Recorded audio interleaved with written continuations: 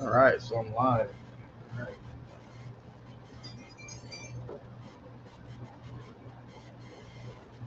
See if anybody's around. Just hanging out in the garage. Decided to do a live stream. One person up.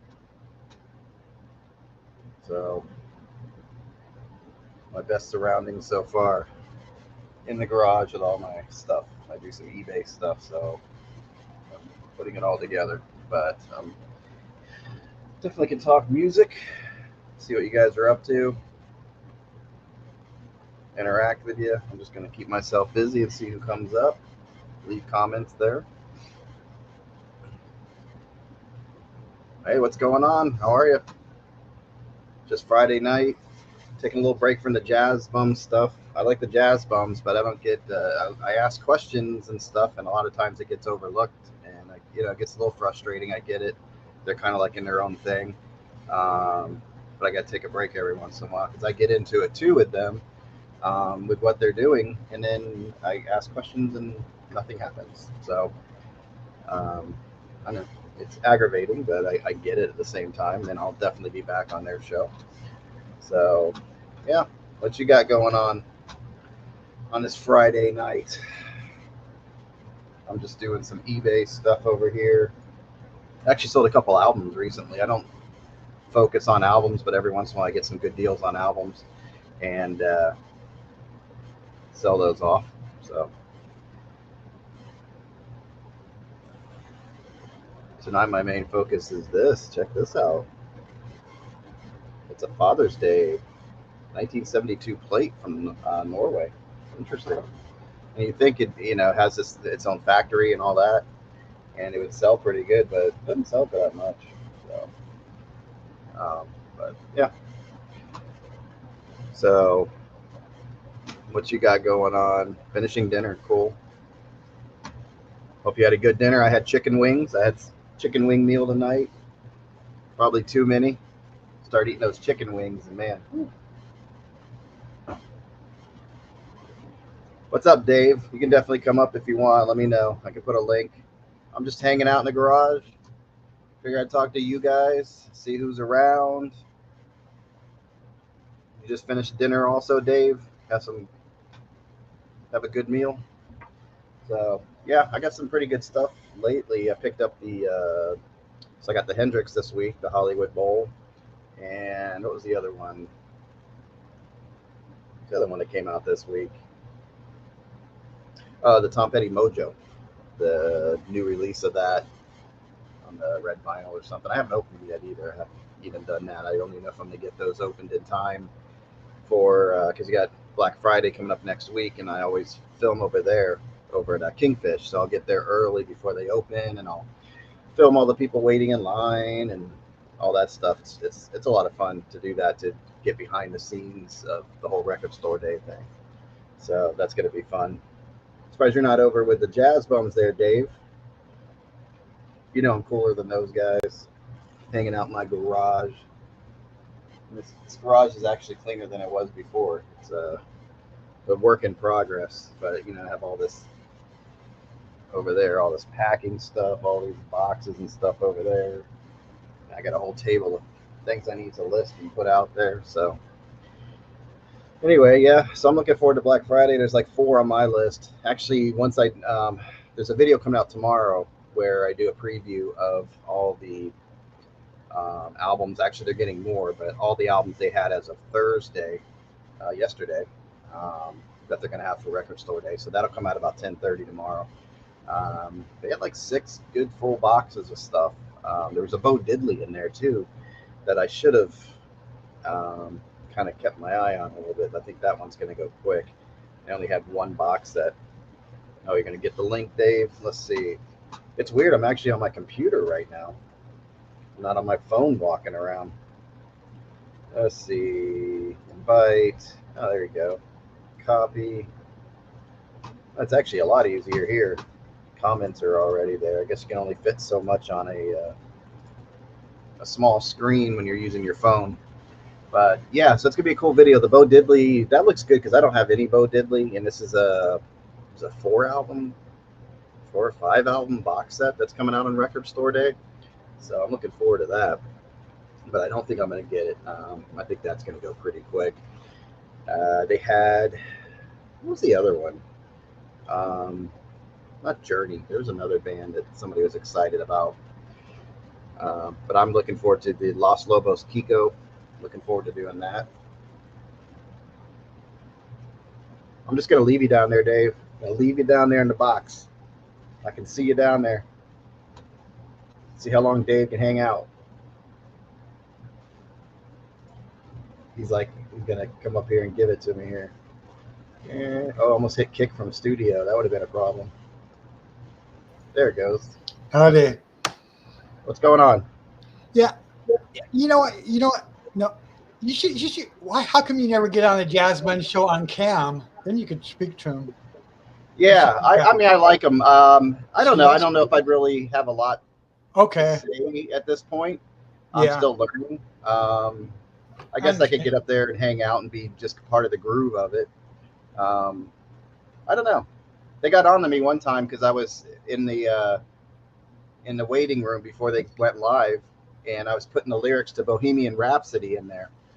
And somebody put in there, this is not the place for that. I'm like, well, okay. So they're getting on to me for like goofing around in the chat before the show even started. So, but that's not a big deal. But I was just like, that's a little weird for them to do that. No, so, the Jazz Bums are good. Felipe, Chris, and Mike, they're basically good guys. Yeah, no, they're cool guys. Yeah, definitely.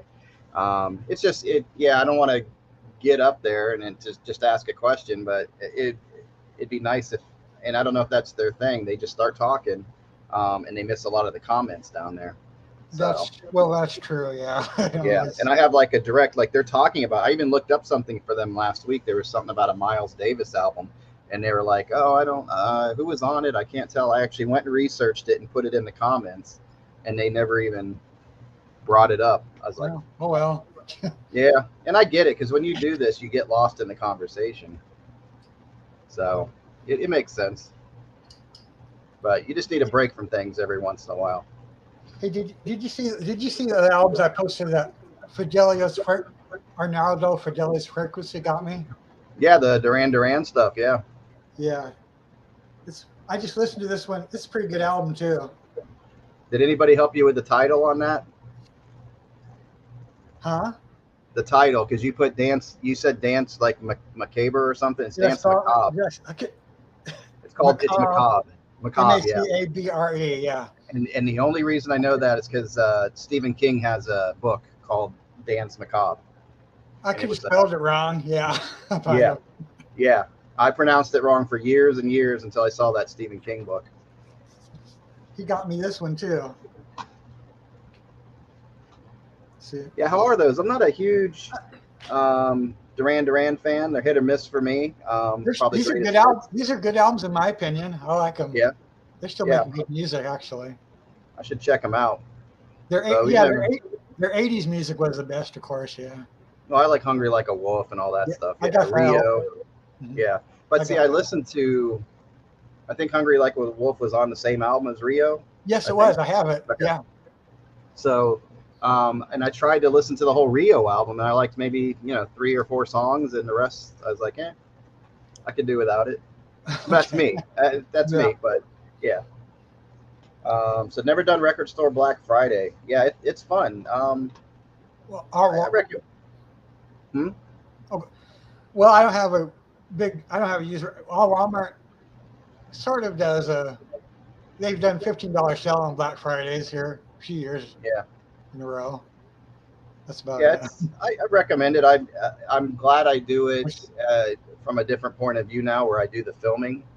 I did an overnight thing before. I stayed overnight and tried that whole experience. And did you really? Yeah, just to say I did. It was cool. And I don't even remember what I was there for. I probably wasn't really there for anything in particular, but I wanted to get in first. And the only thing I didn't like is like you're in line and then they let about 5 people in at one time, and once you're in there, everybody just gets out of order, and it makes me crazy. I'm like, I'm first, I'm second in line or whatever, I want my first dibs before number 5 over here, you know. But it's the nature of the beast, and that's how it works. It's not like buying for myself on Black Friday or the holidays, for that matter. You just don't like buying on those particular days because of the stress, I guess. It's you can look at it a couple different ways. If you really want something, then you do the whole wait in line thing and whatever. If not, you just show up, because they open up at like 8 o'clock, so by 9, 10, you can just go in and see what's left and go through it. And the rest of the store has like a discount that day. So at least at Kingfish, that's what they do. So, but I could see staying away from it because of the stress, because it is stressful. And you're like, why am I stressing out over albums? Kind of weird, but Yeah. yeah.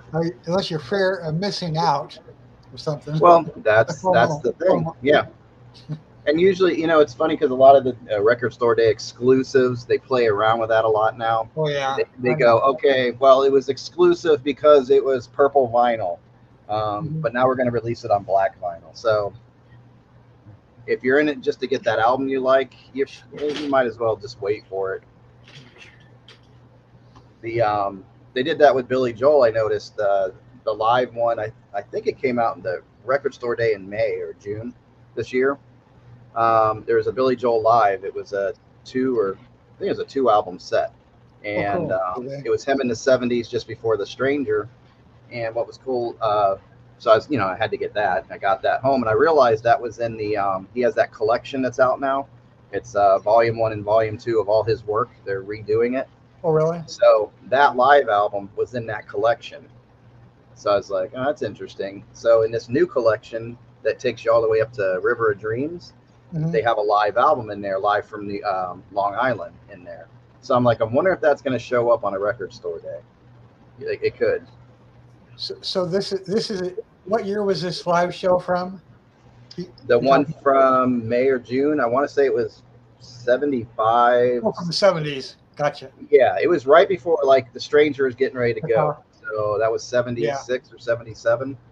77. So it was, yeah. So there's some Stranger stuff on there, and the earlier stuff. I mean, I like all his stuff from the very beginning, but I'm like, I almost bought the box set, but I don't want to spend $200 or something on all these albums I already have, and they really didn't remaster them that much, from what I can tell. So I'm gonna wait, and maybe that live one will show up at a record store day. Hey, John, what do you think? I've heard on the radio that group Fall Out Boy does a remake of "We Didn't Start the Fire." Oh, have you heard that? No, I haven't. Our radio station played it here the other day. Actually, it sounds familiar, but I haven't heard them do it. They updated the lyrics and for events or something. Why are they messing with the lyrics? Come on. I'm sure it's on YouTube. Look it up on YouTube sometime. I'm gonna put it in my ear real quick while we're here. I bet it's on YouTube. It was Fall Out Boy. Fall Out Boy remake of "We Didn't Start the Fire." Yeah. Yeah, it's as much flack as that song gets. I mean, it's clever. It's not a. I liked Billy Joel's version. Yeah, I remember that one from '89. Yeah. I like all that stuff. I was just thinking today, it's a shame I'll never get that experience of going to the record store again to get that new Billy Joel album. Those days are gone. I used to get excited. Billy Joel hasn't released a new album since River of Dreams, or what? That's it. Yeah, he did one. He did one single in the '90s when he was married to that younger Katie, I think. It was, I think, the first person he married after Christy Brinkley. Oh yeah, Christy. Yeah, but he wrote a song, and it was not good. It was Frank Sinatra style. All My Life was the name of the song, and that was it. And then he did the classical album. I forgot about that. I guess I don't remember. Yeah, it's forgettable. He wrote it, but he didn't play it. He got a classically trained pianist to play it. So to me, it's not really a Billy Joel album, If he had done all the instrumentation himself, I probably would have gotten it. Let's see, Fall Out Boy. Let's see what these guys did to this song. Can't play it on here; I'll get taken down. But here we go. We Didn't Start the Fire comes right up. It's a bonus track, it looks like.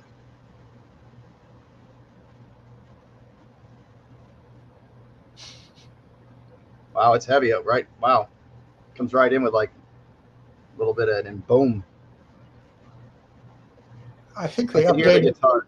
Yeah, updated the lyrics to more recent There goes. Okay, all right. events. Right now it just sounds like noise, but I can hear the "We Didn't Start the Fire" in there. Noise. Well, a lot of the bands are like, let's Yeah. hit them with all this distortion and everything, and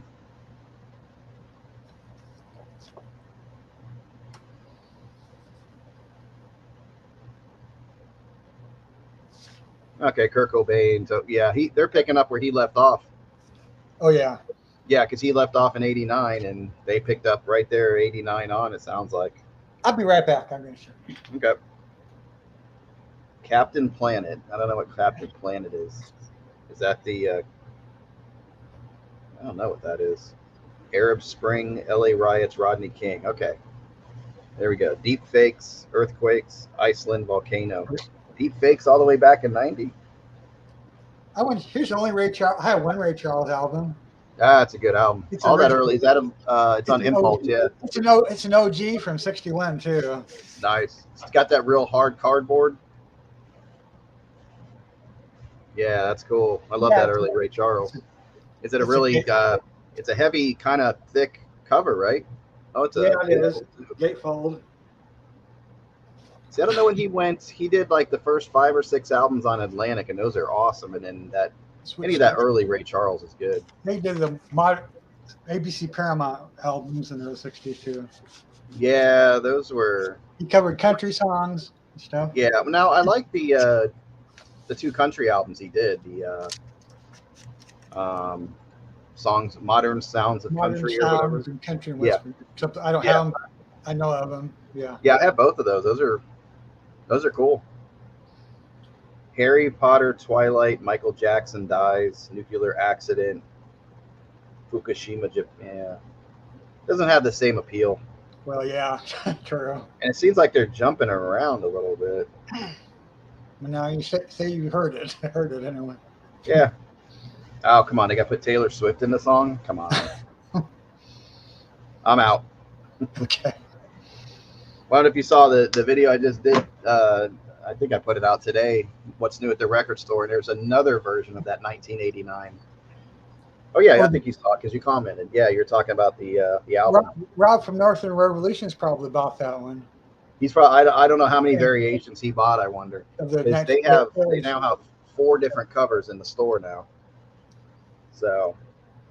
I wouldn't need to buy it, but I would only get it for those 4 new songs she did, but that's not kind of wasting money. I like the 4 new songs, Taylor. That's about it. I haven't really. Oh, speak of the devil, there he is, right there. We said Taylor Swift. Boom. That was the magic word. Oh, what are we talking about? Taylor Swift. What do you want to know? We were just looking at the Fall Out Boy album. John was, and a Fall Out Boy song they redid. We Didn't Start the Fire. And they changed the lyrics to pick up from like where Billy Joel left off, and Taylor Swift is in there. Oh no! I'm gonna have to go get my dog here, but I was just telling Dave that they now have 4 different album covers of the new 1989 at the record store. I think Rob has one of them, doesn't he? Yeah. I have 2. Yeah. Well, yeah, 2. I'm gonna get my dog real quick. I'll be right back. All right. Yeah, I pre-ordered one of them, and then Alex from Beer and Vinyl, he sent me the Target one because we don't have it up here. So the Target one has an extra song, so I got 2 of them. My nearest Target is 120 miles away. So, yeah. Mine's probably Buffalo, New York. So. Oh really? Yeah, we don't have them up here anymore. We had them for a few years, and they were a colossal flop. So how you doing, Dave? What's new and exciting? Oh, maybe. Hey, I think you've seen my. Do you know the guy from YouTube, Fideli's Frequency, Arnaldo? He gifted me 2 Duran Duran albums. Oh, nice. Right on. This is released just last October. Yeah. It's nice of him. Yeah, I was surprised to see him give you that one. That was really nice.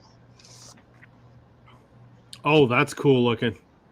Cool. Oh yeah, that is nice. I like that. It plays good too. Yeah, I ordered. I'm assuming Chance got a hold of you about that Sound of Vinyl sale going on. I seen the link to it, but I haven't really Yeah. bothered to look But into the so back. Sound of Vinyl was who we got the Sheryl Crow stuff through, I think, right? The reissue. But Is did that who you bought it through? I don't know where I got mine Rob, from. this one. Rob didn't see this one. Yeah, Oh, I'm yeah, gonna check cool. that one out. That's just, this is like 3 years old though. Trying to remember where I ordered Sheryl Crow from. I know it's funny. Like I didn't think about it, and then I realized it was the same place that was having like they had the free records, but you just pay for shipping. What's up, Steve? Let's see. And Arnaldo got me this Simple Minds live album, pretty recent. Very cool. I never even knew that existed. Jeez. Yeah, I'm, a lot of albums I got to check out. Yeah, that's a cool album cover too, and even the middle's nice. Show Red- that middle a little bit. red vinyl with a black Yeah, splash. that's cool. Yeah. Yeah.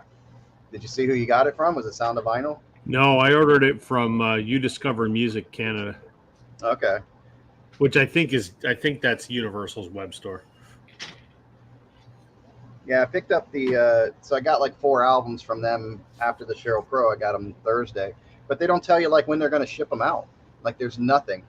It just says, okay, thanks, we'll get them out to you as soon as we can. And I'm like, so I'm looking at the website. There's nothing about when they send them. So I'm having that same issue, and it pissed me off. I pre-ordered something from Mondo Music, and they had pressed for the first time the soundtrack for the movie That Thing You Do, which is a Tom Hanks movie.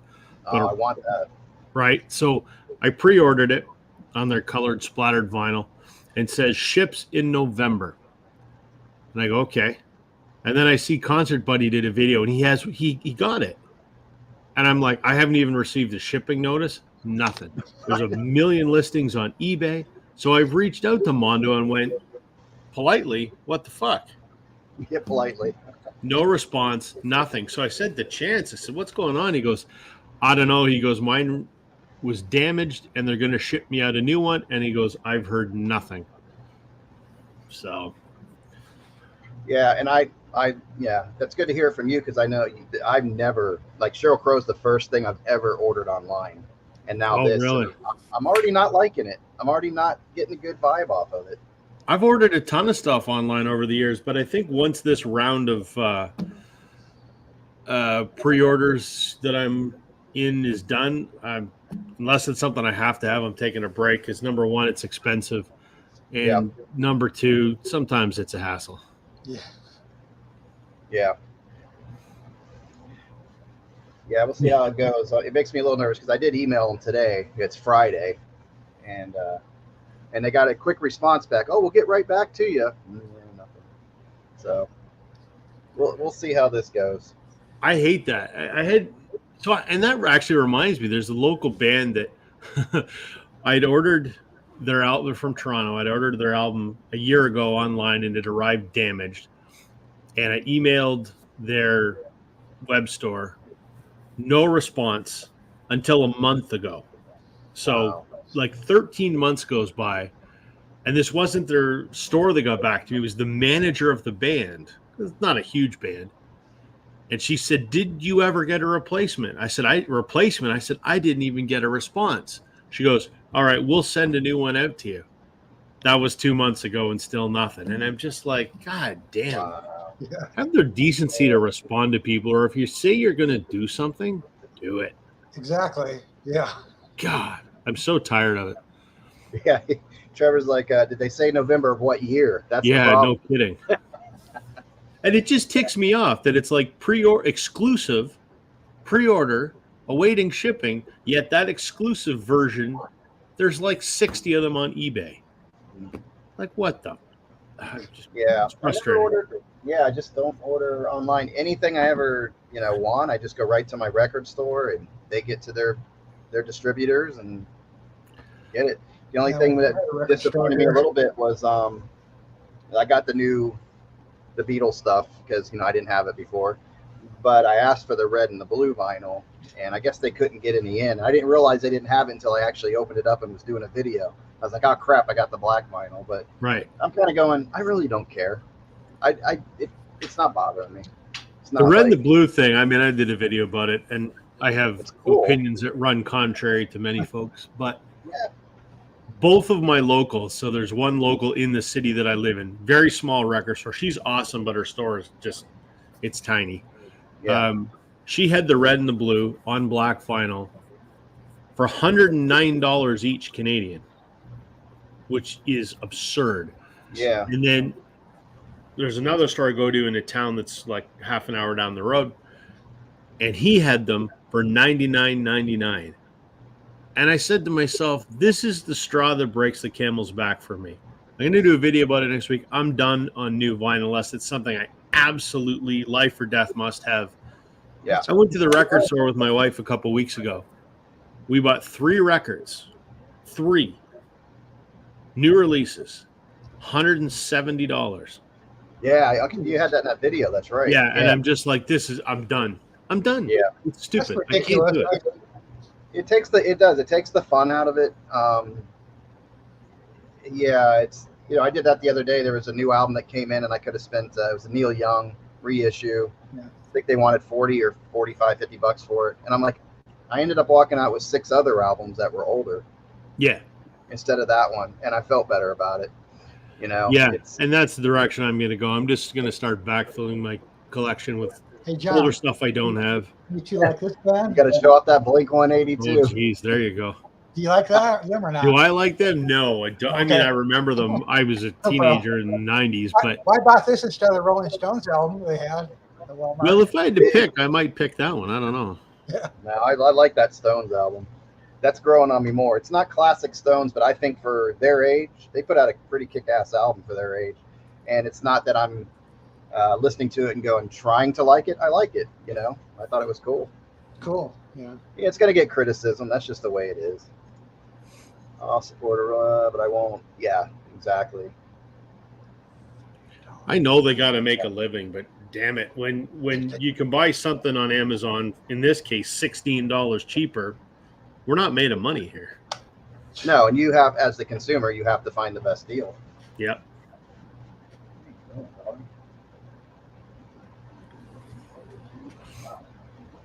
Dog. Got my dog over here on a leash, and she's wrapped herself around a pole like 3 times. Hey, John. Yeah. Did you tell Rob Rob got kicked? I got on Rachel's Ghost Show for 3 minutes, and I said the word shit, and he got a kick out of it. Oh, Okay. really? Oh, Dave did this too. He was one of the, yeah. And I'm like, Wow. Who's this Dave? Who's this guy?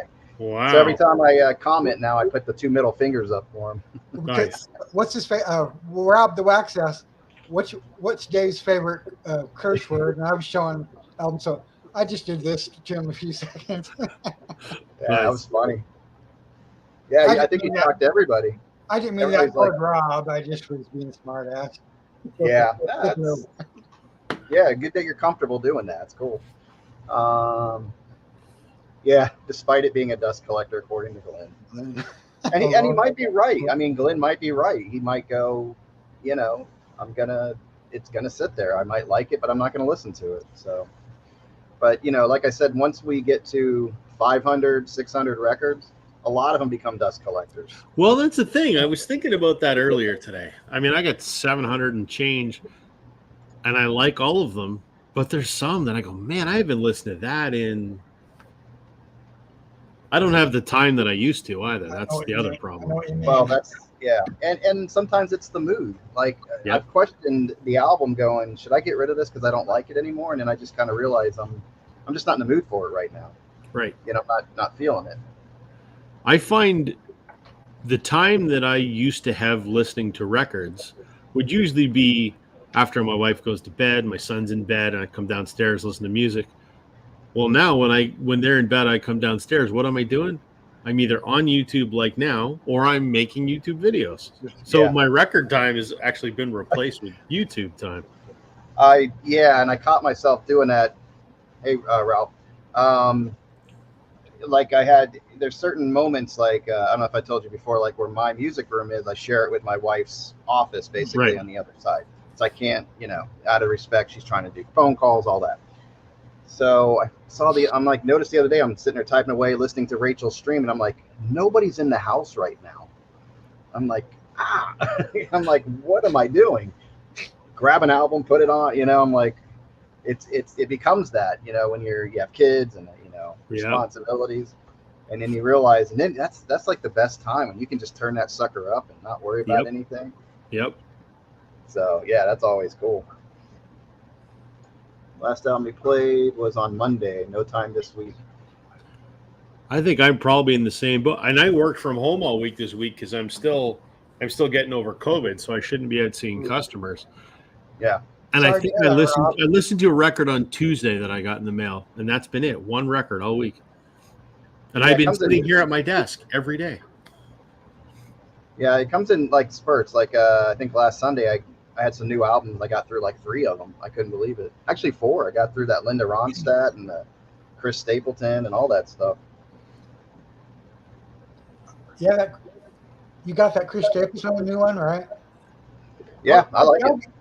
If Walmart doesn't get it, I'll consider ordering it online. Yeah, they did it as Yeah. a double, so you got some of those sides where there's just 3 songs. But I tell you what, when I was listening to it, it didn't feel like I was getting up all the time. For some, it's weird, right? Some of those albums that only have 3 songs on a side, it doesn't feel like that, But there's some where it's like, oh, I got to get up again. But I think they did a good job. They put 14 songs on that album, and to me, it comes right in and just kicks ass. Like good, strong rock, R&B, country, all mixed in. It's country too, yeah. Well, it's not. I mean, it's got a country flair, and he looks like a cowboy, but it's really. I call him like the Ray Charles of the country world. To me, he's got so much soul in his voice. Yeah. If you ever listen to him, I mean, yeah. Of course I have, yeah. And I don't like any modern country. I don't listen to nothing. But this guy's not that. He's not a pop songs with a country flair. He actually can play the guitar, do lead solos, all that stuff. So that's about the only country guy you're going to hear me talking about, I think. Except for Willie. I like Willie. Willie Nelson, yeah. Yeah, you got to have Willie. I know Rob's not a big country guy, but I'm not a country guy, but I kind of like, I've got a fair chunk of my collection that is what I like to call country flavored rock, some roots rock kind of stuff. So, well, even Sheryl Crow, she crosses over into that. A lot of your bands do that. Leonard Skinner, all those guys, and Sure. Southern Rock, right? Southern Rock, Leonard Skinner. Yep. Yeah. Marshall Tucker Band. Yeah. Ozark Mountain Daredevils, Black Oak, Arkansas. A lot of people, like even the Stones, every once in a while, Mick Jagger put on that country twang and sang a song, What was that, the girl with the faraway eyes or whatever, right? You don't know that one? I'm not a Stones guy. No? I know their hit singles mostly. Honky Tonk Women? No. No, I mean, that's kind of, but if you listen to Girl with the Faraway, he's literally putting on the slang for that song. He's my girl and all that. Yeah, he's having fun with it. Actually. Yeah, he kind of does that on Hackney Diamonds too. Yeah, I respect country. Yeah, I like the old school. I like the certain periods of Johnny Cash, certain periods of Willie, stuff like that. I like the late 50s, early 60s country music better. See, that's the interesting thing about that. You think about that period too, and that was kind of like country rock. It had a modern feel to it. It felt more standard, more. If you listen to early Willie Nelson, it's a lot different than you get to the 60s and 70s Willie Nelson. Willie Nelson started way back like 62 or something. Yeah, he's been around. Yeah, you figure he wrote Crazy. Yeah, I forget he writes he wrote Crazy. Yeah. I didn't know that. Really? Yeah. He did. Oh, shit. What's up, Sam? Rob says, hey, Sam. Steve says, hey, Sam. Oh, wait a minute. Sam is just getting the whole round here. Everybody loves Sam. Hey, Sam. Willie Nelson also wrote Farron Young's Hello Walls. Yeah, that's a great song. What else? The song called Funny How Time Slips Away, and Pretty Paper by Roy Orbison. See, to me, those are more standard type songs, but I guess it's the timing of it, But but it's funny. Like you hear Hank Williams, and that's country. He's got that twang, and he's got that guitar going. But some of that Willie stuff is more like a standard. Patsy Cline, to me, you could take her right out of the country category. Sure, you could. Yeah. You know, so and Trevor and Rob. That true. Crazy was originally named Stupid. Trevor says. I don't know if that's true. Sam's been all out and about. He's taking a lot of pictures, hanging out. Do this at the beach. I would pick the beach. Crazy cold was as originally named balls Stupid. up here. Is it? You see, it's humid out here. I can't take it. I mean, I know you guys. I mean, you hear me complaining about it, but it's like we get these couple days where it's nice and cool out. I can actually do stuff. And then today it was like I couldn't even open the windows. It was so humid. Today was the first day where it felt like winter was coming. Like it's put on the winter coat and you're chilled to the bone just walking to school to pick up my kid. I hate it. Hate it. Yeah. Yeah, our mornings are cold in Wyoming, but we got up to 50 at least, low 50s today.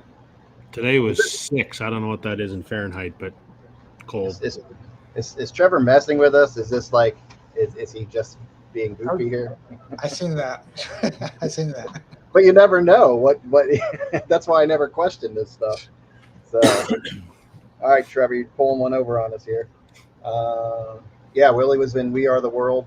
That was an odd mix. I like the clips we see now where Huey Lewis is singing out of tune and like Michael Jackson's looking at him like, what did I sign up Yeah, for? I remember that music video to We Are the World. They had every single singer. And I never thought about it, as a kid, that was a huge thing. And, all these guys, Springsteen was in there, Billy Joel was in there, Michael Jackson was huge. And I never thought about it that, I always thought, they did it in one take. But yeah, it obviously wasn't one take. Bruce Springsteen, Bob Dylan was in there. Can't think of all. One toke over the line. He wrote that one? I don't know if that's true, Sam. I don't think that's a different. He's had many tokes, so I wouldn't be too surprised. Didn't he have to stop? I think he had to stop everywhere. 67 in South Carolina. Oh, hey, Rob. Willie always got inspired by just getting in the truck or the car and hitting the highway, and the songs would come to him. Hey, Rob, on the We Are the World album, there was a song was it Canadian also? Tears Are Not Enough by a bunch of Canadian artists. I've heard the song. So it was the same kind of thing as We Are the World. It was done by Brian Adams, but I've heard that. Everyone, I showed it a few weeks ago in a video because I've got it. Called "Tears Are Not Enough" by the Northern Lights. There's like a music video or something to it. Yeah, there's a music video for it. It's everyone that was anybody in Canadian music in the '80s. Yeah, Geddy Lee, everybody was on there. I just remember the song from the music video. But... Hey. Yeah, anything. What kind of dog is that? She's a little terrier. Say hi. Tears are not enough. Yeah, I remember that one. Yep. There's the whole tons of people on here. Brian Adams, Tom Cochran, Bruce Coburn, Burton Cummings. They had all different versions. Gordon They had Lightfoot. We Are the World. They had this Guys one. They from had Rush. Good yeah, stuff. was this right after We Are the World? Because they had a heavy metal version of it too. And then, of course, you had England. They went and did it. Bob Geldof. Yep. With one of the worst lines in a song. Thank God tonight it's them instead of you. Oh, USA. Do they know it's Like, Christmas? and I'm like, and Bono's the one singing that part in that song. I'm like, where's your awareness, Bono? All this, singing about apartheid and all this stuff, and you're telling everybody it's cool as long as it's not us starving. That one lyric, yeah. Yeah. That's a little bit of a. That's before he decided it would be fashionable to be politically aware. Yeah. Quiet. Layla's got a big mouth. Let's see. So that's why he left Michigan. Yeah, man. So where'd you move to? Where's he now? Let's see. No one, of course, he didn't write that. Oh, he didn't write it. Okay, see, you called him out on it. I told you he didn't write that. We're Sheldon Coopers up here, Sam. We take everything seriously. That's right. I knew We he'd don't get right understand that song. sarcasm. I knew Yeah. he'd get- 18 more months and he's out of Chicago. He hates winter. I'm with you, Steve. I hate winter too, but I'm never leaving here. I think like North Carolina is the place to go. You got a little bit of both right in there. Hey, happy Hippieton Vinyl Guy. Hey, Rod. Love his videos. He's on there, yeah. I know.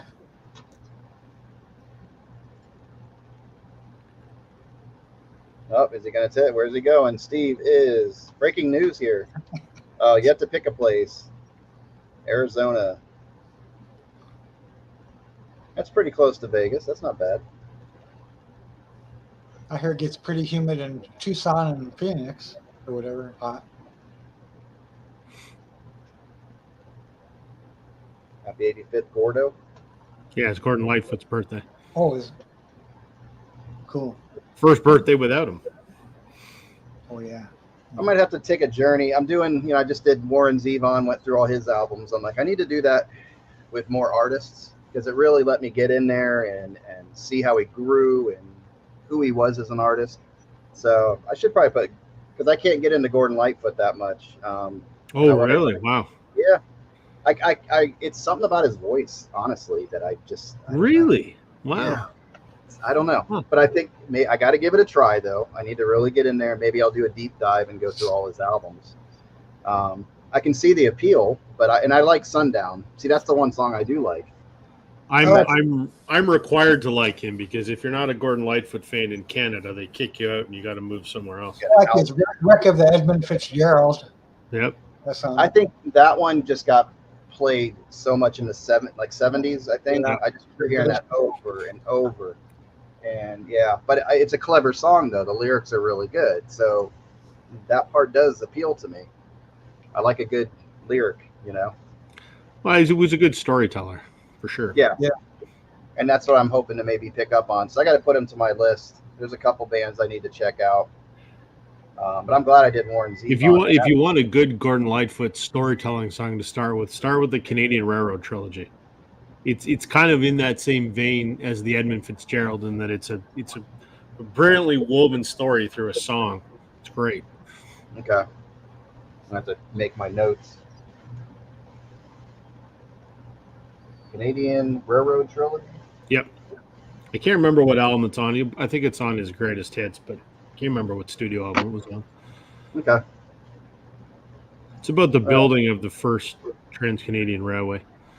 Did he, was he kind of like in, historical, like based off of historical? That just happened to be those few songs right there. Well, I think he had some historical stuff. I think he had some reverence for our past. So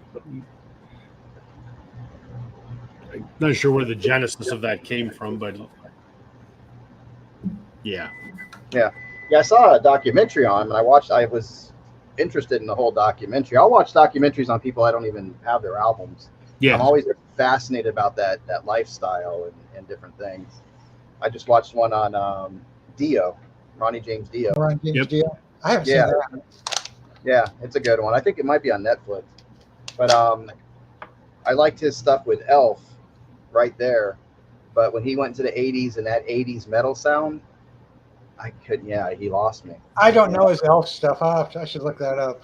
I like it. It's like not Southern rock, but it's just good rock. Yeah. Just moved to VA. Virginia. Did you mention my name? I might know that one, Sam. I have the One Hell of a Ride box set by Willie. And that's all that early stuff. So that's some good stuff. I like Gordo's hits. I should do the same as Dave and Diane. Yeah. I suggest it. I tell my friend about that. And I'm actually making little notes on each song and doing a rating system as I go along. So it just, I don't know, it's kind of cool to just give somebody time and just listen to it. And the more I got into Warren Zevon, man, I loved every bit of that stuff. That dude could write.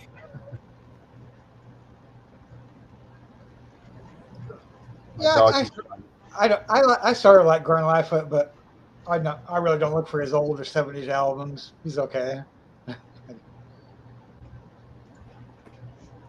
Never heard a Lightfoot album. I only know the hits. I'm sure I'm they're sure there were fewer than in Canada. Yeah. Yep.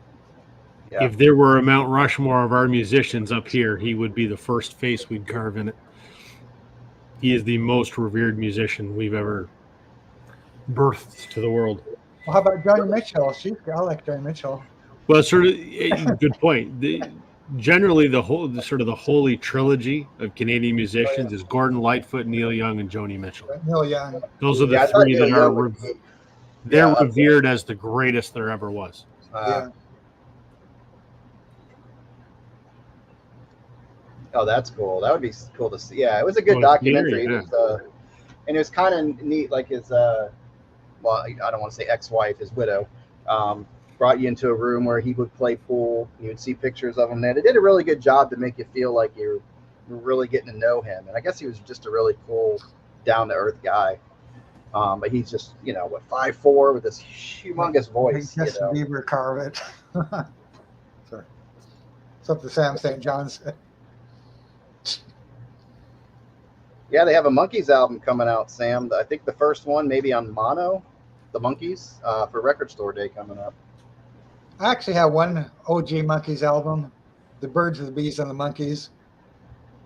Yeah, I never got far into them past like the Monkees, more of the Yeah. Monkees. I don't know. I watched the show like crazy when I was a kid, Yeah. reruns, but I would watch that all the time. Leonard Cohen. That's a Gordo. See, I get lost in the comments. Which one's the Gordo tune?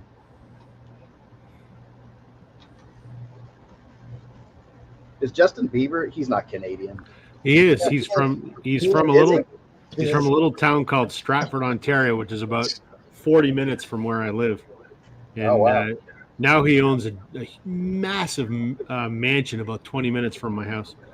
Oh, really? So And he's here quite frequently. You'll see him at the local Tim Hortons quite frequently. with his tattoos and his, I've not seen him, thank goodness. But Yeah, it's not my Yeah, did she mention my name? Yeah, I have to see if that's on. I haven't listened to that box set in a while.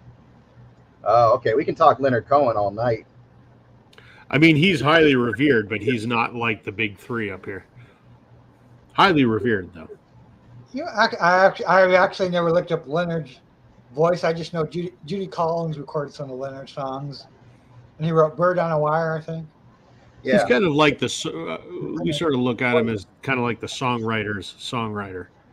yeah. Yeah. Oh, he could write a lyric. He was a poet first before anything. Yeah. And sometimes I don't want to say the music suffered. Sometimes it worked out amazingly, but sometimes the music took second stage to the lyrics, so it Yeah. wasn't like your typical song. And I think that's what I had to learn about him. There's one Leonard Cohen album I've been on the lookout for forever called The Future. It's one that he did in the 90s. And just have not yet found it in the wild, but keep an eye out for it. Yeah. I like You Want It Darker. I like that one. And then there's one that was released posthumously. And that one was really good. Those last two, I don't know who did it, but somebody I think did like their favorite like last albums by an artist, like David Bowie's Black Star, Leonard Cohen doing this. You look at Warren Zevon doing, what was the name of that last album? Shoot, whatever it was. I can't remember. It's one word, but anyway, I just listened to it. But Friday Not Past, that's a great label. I have the first that just came out 2 years ago. Yeah, but people put out these last albums, and it's pretty interesting. I think Zevon, by the time he knew he was sick, he kind of was in the he got 3 albums out, got that last one out just in time. Did you do one called "The Wind" the year he died, or That's it. That's The Wind. Yeah. I just know of it. Yeah, he does a great verse. He does "Knocking on Heaven's Door" on there, and you would think whatever, but it's cool.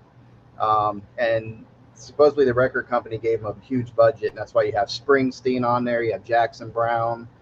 I think Glenn Fry's even, not Glenn Fry. Don Henley might be on there. Emmylou Harris is on there. But all through his career, his first, well, it'd be his second album. Jackson Browne produced it and had that slide guitar like from Running on Empty. Yep. You know, and I'm like, did Jackson Browne play that slide on Running on Empty? I thought it was somebody else, but no, that was. Oh shit! I remember because when I did my couple interviews with my buddy from Wilco, he talked about that album. It'll come to me. I gotta look it up. Because man, with Jackson, unless the same guys on the albums, but he had he had Linda Ronstadt on his albums, and then she did "Hasten Down the Wind," herself. She recorded "Poor Pitiful Me," Wharton song. Yeah. He's got some lyrics though, man. That guy cracks me up sometimes. Especially like "Rolling the Headless Thompson Gunner," those are great songs. Oh, what was it? Mobile Fidelity released a 78 album on albums. Excitable Boy on vinyl a few months ago. Oh, I want that album. Melinda Murphy or someone showed it, about it. Yeah, I have 3 of his albums right now, but I want Excitable Boy. That has a lot of good stuff on it. That was his biggest selling album, too. Steve's right. I just looked it up as soon as he typed David Lindley. Did the slide. More names I got to get to know. Friday Music, Turnouts, some shit. 3 copies of Queen, too. 3 copies. Holy shit. I'm getting ready to go to my 3rd copy of Folk Singer, so we'll see how it goes. Oh, man. And that was I can't remember if it was just the MoFi or the 1-step. It was in a box, so it might have been the 1-step, but first 2 were warped and crazy. So we'll see. Just take the album covers from the internet and blow them up. They had no players. Oh, so you're talking about the Monkees album as a 3rd Friday release. Okay, so stay away from it, huh? Just in case. Okay.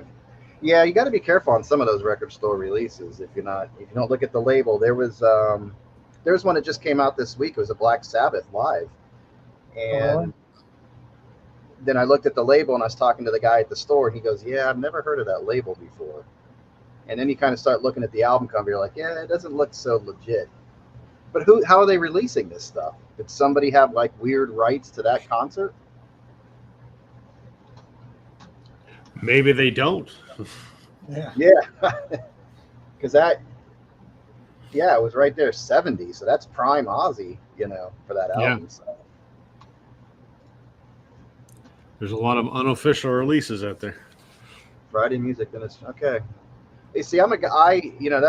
I look at an album and I go, I want this, and half the time I don't even look unless like Kraft or somebody has it stamped right there on the hype stick.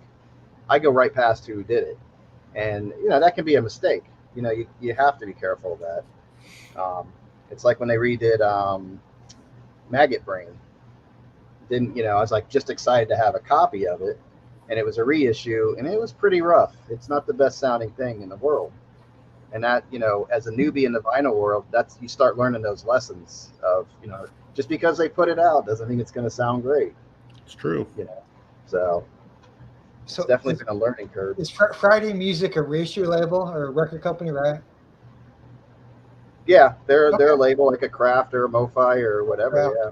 I know Kraft. Yeah. Yeah. What's the Jack White?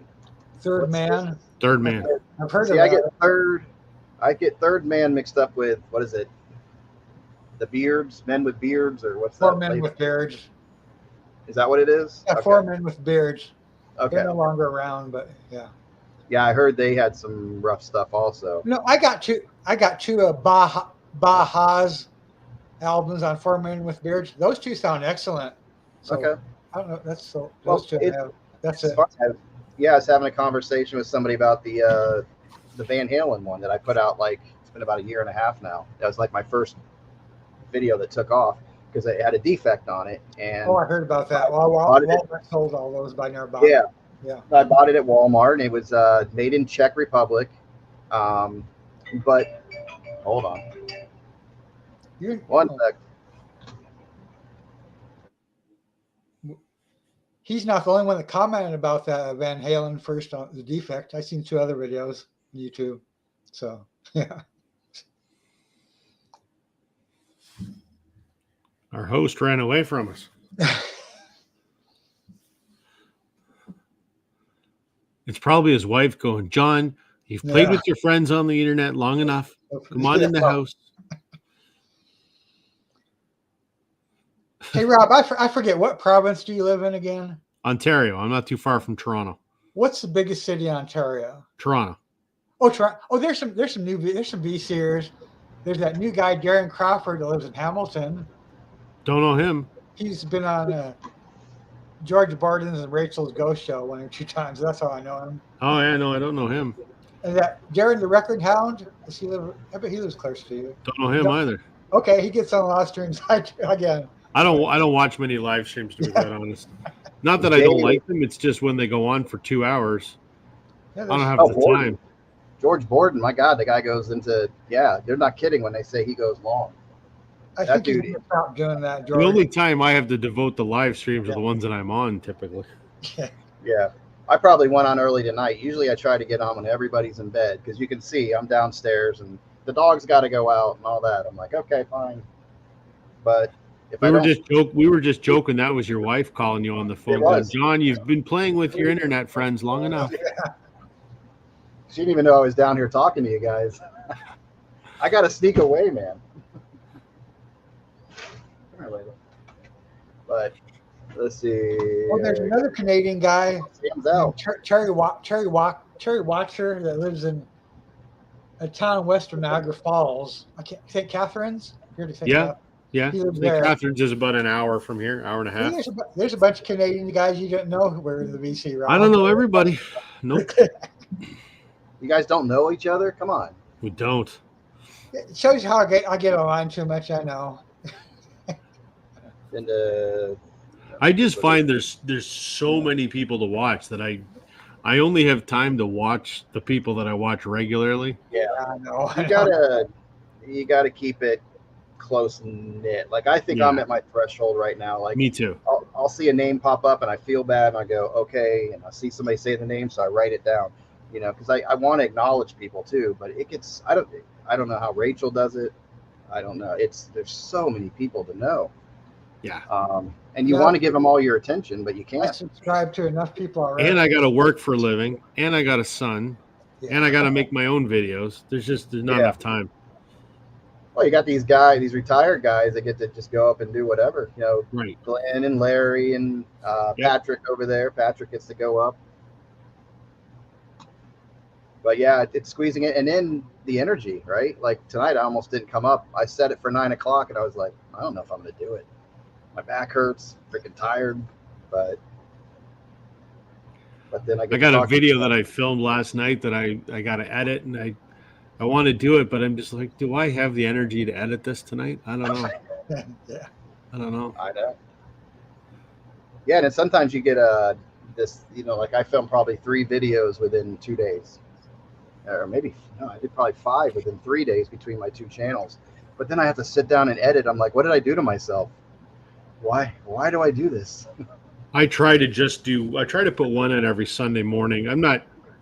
It's not a hard and fast rule, but I try to. So yeah, I filmed it last night. I'll probably edit it tonight, put the finishing touches on it tomorrow. I used to sit down and do it in one go, but a 20-minute video would take me 3 hours. I just go, as much as I enjoy doing it, yeah, it's a lot of work. Are you just getting a lot of just taking out ums and ahs or just stuff? Yeah. So yeah, or? doing that, doing the best I can to improve the audio a little bit, color correcting. Sometimes I'll add in, a graphic of something. If I'm doing somebody's contest, I'll pop up a screenshot from that video or whatever. But yeah, I want to start trying to experiment with a little more advanced editing techniques, just to try and, for me, it's not so much about talking about the record. I mean, that's part of it, but I enjoy the creative experience of making a little video. So I'm always trying to do something better. And I've kind of plateaued. So I'm like, okay, how can I add something more to this to make it look a little better? And not necessarily to impress viewers per se, but just to add Right. another skill into the tool belt and to keep myself interested. Yep. So, Yep. I'm looking at doing, cutscene transitions and a few other things just to try and keep it interesting for me. So, Yeah. No, I always, and you add something different, you're like, oh, that wasn't good enough. right. Should I, when I bring a picture up, should I put a little frame around that? Should I, Right. where should Exactly. I be position it? And yeah. And then when I put my little song clips in there, I mean, I did a video, I don't know, with 30 song clips one time. And I'm like, 2 days later, it's like, holy crap. Yeah. But I was happy with it. I like to give people that little sample, Well, and I always watch my videos back, but I've also done so many, like I've got like 170 something videos or whatever in just less than 2 years. So I don't remember what I did a month ago, to be quite honest. Yeah. But I'll watch stuff back, a month or two later. And I go, oh, that worked. That didn't work. Oh, that sucks. And lately I've been watching my videos and, well, I think they're fine. I just go, it's looking at my face for 20 minutes. Who the hell wants to look at my face for 20 minutes? I don't want to look at my face for 20 minutes. So how can I make it a little more interesting for people? I need to put in a little bit more B-roll. Well, how do I do that? Like, I know physically how to do that, but what am I going to use for B-roll when I'm talking about things? So yeah, that's kind of where I'm at now. I'm trying to figure out how to take the next step in sort of production. Yeah, there's certain things that allow for it. Like if you're talking about a record show, you can just shoot your video and then, just throw in clips of that record show, all through it. And it, segues out. But yeah, when there's times where you're just talking about a specific album or something like that, Layla, keep getting distracted. It's hard to do that cutaway. So I know what you're saying. And then they've got to think that through of how I'm going to execute that. Yeah. So that's the dog, I swear. Yeah, here with the Third Man record. So Neil Young, if I have it right, he recorded an album in that little booth that Jack White has set up, and I picked that up. I like it. He's storytelling and he's doing all these things, and I just like the way it sounds. It's really cool. So I don't know if did they just let anybody go in there, if that's just like I think so. That'd be kind of cool to do that. Hey, John, I'm going to go. You two talk. I'm going to see if I can share. Let me see. You can present something on here. I think I forgot. I got to play with it. I don't play with it. I got to work. Share screen. Video file. And, talking about the check stuff while you're doing that, Dave. So that Van Halen was on a check. So people saw that and they heard I bought it from Walmart and they're like, oh, it's all crap and blah blah blah blah. But I got all the rest of the Van Halen albums from there on the same label, and they were fine. I think it was just something about that one pressing. But it's funny, Chance ended up with it. There's a guy in Seattle that ended up with the same pressing, the same problem on the album. So yeah, sometimes you have a problem with it. Sometimes you don't. It's funny. What are you trying to pull up, Dave? What are you looking at? Well, I got to work. I was on Harry's Music Room live stream. I figured out how to share screen. Here's what it says. Okay, let me see. Cancel. But that's not the video I want to share. Okay. Here it says your browser has blocked your screen. Click the screen icon in your address bar to allow access. Then reload the page. I don't know. I know how to present things, but I don't know how to get things that people share. I don't know how to do that. Yeah. I think we're all relaxed after we do our first 1,000 videos. Yeah. Oh, the first ones are brutal. Well, and sometimes I get back in that mode as comfortable as I am now in front of the camera, or I'm walking around in front of people and I don't care anymore. But there's some times where you're in the middle of it and you become very self-aware for some reason. And I'm like, why am I feeling like this? I don't even give it a thought, but I worry that I'm too boring, which I'm certain that I am. And I just got to find ways to make them a little more interesting for folks. Yeah. Yeah, it's. Let's see. But we want to be ourselves at the same time, right? True. So that's. Oh, okay. I see. So what are you showing us here, Dave? Dave figured it out. I want to show you. I tried to find a clip of something real funny from Rachel's show. How did I replay? Can you replay? How do I replay it though? Shoot. You have to play it off your other Oh, shoot. tab. Okay. So I have to block the. Oh, have you run across Darren yet, Rob? No. Oh, that's shoot. There's a funny part in here. That's Bobby. Bobby. Bobby. You guys. Okay, hold it. Let's do that. I have to meet Ruthann. Here, we got a new problem, Ruthann, with the TV show. No, that's. Let me. Okay, stop I'm and going to fast do a forward this. screenshot. Hold on. Yeah, Darren is a character. Okay, so now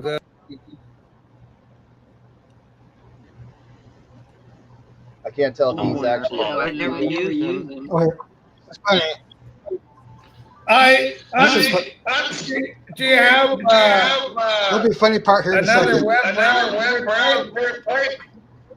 I could probably use my phone. I better plug it in. Rachel will do something real Yeah, funny. My phone.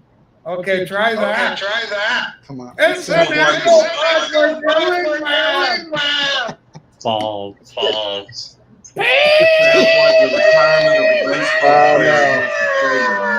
Yeah, I can't do that, man. Look at I'll tell Darren. you right now.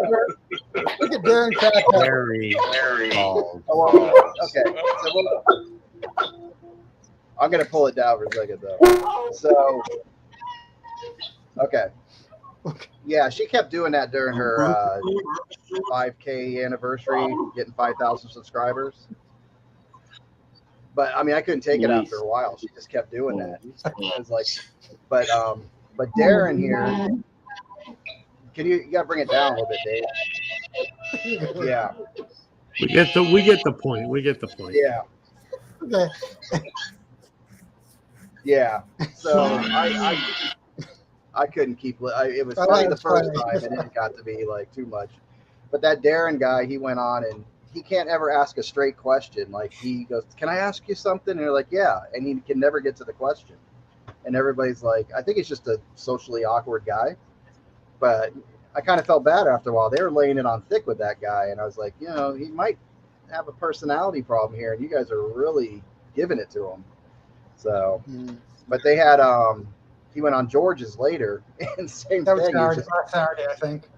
He was even aggravated Elliot, and Elliot's the most laid back guy, and Elliot was like, "I'm going to start drinking because of this guy." And just asked the question. So, but yeah, I kind of think I saw the human in him, and yeah, it got a little rough after a while. I was saying, poor Patrick, the violent archivist, everyone going PB all the time. Yeah, I like that. I mean, that's kind of a little thing we do now in the comments, put PB Thal and all that. But Rachel just high pitching it the whole time. I was like, that's okay. You got to chill. Yeah. That's too much. Harry's the next town from me. Where is Harry? Is he in Seattle?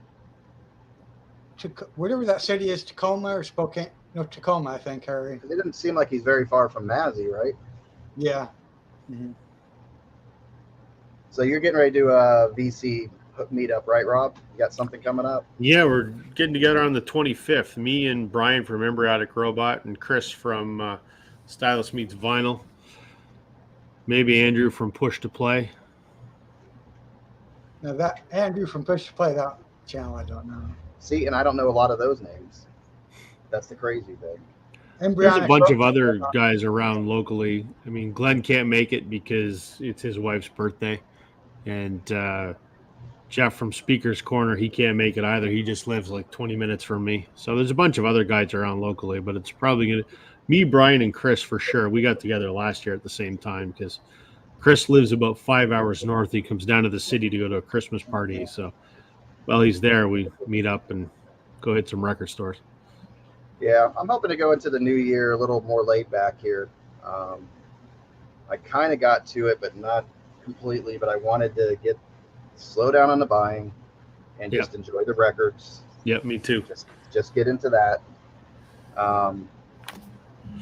Yeah, I really want to do that. Ooh, bro.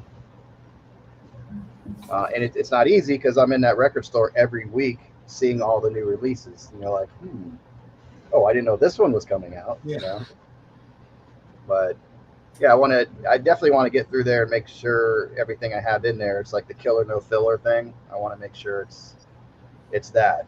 And Yeah. even though there's probably going to be a couple albums that you keep for some weird reason, you know, personal reasons, or you're like, I'm not going to listen to it, but no way I can get rid of that album. Yeah, we all have a few of those. Yeah. Well, you have a lot of your dads in there, and yeah. Yeah, so. but you know, the good thing about that is the ones of my dad's that I kept are ones that I would listen to. Oh, that's cool. Yeah. And you know, in fact, I regret that I didn't keep more, because there's a lot that I listen to now that I know he had. And I'm like, man, I wish I had kept that. But Yeah. when he died, which was 14 years ago, when it came time to deal with the record collection, I mentally was not in the right place. Oh, I'm sure. His death was quite horrific, put it that way, Yeah. and unexpected. And there was only me and my mom was in no shape to deal with anything. So I kind of had to be the one to deal with a lot of the affairs, and that meant getting rid of a lot of stuff and finding homes for stuff. And regret that I didn't keep more, but I mentally was not in the right frame of mind. But it is what it is, and Yeah. Oh yeah. Yeah. Thanks for the visual there, Trevor. Appreciate it. Oof. Get in the hot tub. What are you doing, dog? Yeah. So, yeah, it's gonna be cool. I'm looking forward to, like I said, doing the Black Friday thing just to do it. But I went to the Walmart and checked them out. I didn't see any deals, and I guess I missed it because Melinda was saying that they had albums stacked on top of each other, like on bottom shelves. And I kind of remember seeing those, but there was no sign. So I walked right by. Our Walmart just had 5 albums for $15. Yeah. But I know the department manager, he said to check back maybe next Friday, I guess, see if they got any more albums. Yeah. I don't think Target has outstanding deals or anything on Black Friday. A lot of time their stuff is still kind of expensive. Target goes higher, I think, than Walmart, it seems like, on their albums. Do they? Yeah. So where'd he go? Okay. Yeah. So I got my Billy Joel coming up in February. Oh, cool. Fingers crossed he stays alive long enough to get there. They get old. He's still in good health, is he not? Yeah. But you never know. So, like, okay. Yeah, because Chance did it recently. It's like, who would you recommend, that's out, been around for a long time to go see their concert now? And I couldn't come up with too many people because I haven't seen too many concerts. But I can imagine some people that would still be good to see. I'd love to see Dylan still. See him live, do something, because I never saw him. And I'd like to see like Billy Joel in an intimate setting, but I don't think that's ever going to happen. Have you seen him before? Yeah, I've seen him twice here in Florida. Part of me wants to go see him at one of those Madison Garden shows. Is he still doing those? Yeah, he just did 95 the other day. He's going to hit 100. Yeah. So, and I have family that live right in Queens, so they're not too far. I could go stay with them and go to a concert, but Cool. You should. I'm going to regret not doing it. I know it. But this one's going to be cool to take my daughters because it might be the last time. Take the family, let them see what it's all about and share that experience with them. So Right on. that's going to be the big thing, yeah. What are you doing? This dog. Hey, Rob, did you ever like that Canadian rock group Triumph? Oh yeah, they're great. I got at least, I like to find at least, I got one of their original vinyl albums. I'm hoping to find three or four of their 80s albums. Yeah, their stuff's really easy to find up here. You find it all the time in used bins. I'm sure. They're great. I'm sure Discogs probably has some cheap too. I don't know. Oh yeah, I'm sure they do. That's it. I like I know Rush. A lot of people on here like Rush more, but Triumph's. Oh, Rush is awesome. Yeah, Rush is okay. Yeah, just not quite into Rush. Yeah. Yeah, I saw Rush in concert, and that was a killer concert. They're talking about Alex and Getty are talking about touring again. That's what I heard. It's going to be interesting. Cool. I don't know who would fill Neil's shoes, but yeah, it's tough when that happens. It's like, like ZZ Top, they lose, Dusty, and it's like, but these guys still want to play. It's like, what do you do? And it's no. But do you tour as the same band or do you not? I don't think with somebody like Rush, I don't think you can. You call it Lee and Lifeson or something, but don't call it Rush. Yeah. I don't know. I mean, it's been a lot of bands that, because Neil Peart was such a prominent guy. He was the lyricist. He was that drummer that could. Yeah, I remember watching him do that drum solo for 15 minutes in concert, and that was crazy. All over the place. I was like, what the hell is this guy doing? That would be like having a Fleetwood Mac without Mick Fleetwood. Oh, yeah, of course. Yeah, there you go. Right. And you can't. Yeah. That would be probably the one, because he's the only one that's still been there. Yeah. Right. So, I mean, I hope to see them do music again. They both want to, and it would be great to see. You can't really call that Rush, I don't think. I don't know. You know, it's funny. I really like Rush. I don't have a single Rush record. Not one. You should. But I love them. They're fantastic. Yeah. See, that's another band I need to do a deep dive because I have Moving Pictures, and that's about it. Yeah. But there's some of their stuff I don't get into. But maybe if I do that deep dive and listen to each song, it might grow on me. I think there's a part that you start kind of accepting about an artist when you keep listening to their music. Right. Or you just hate it completely. I haven't been there yet, but Rush is one of those, like I mentioned, I'm going to dial back on buying new vinyl. I'm going to start buying older stuff to backfill the collection, and Rush is right at the top of the list. Yeah.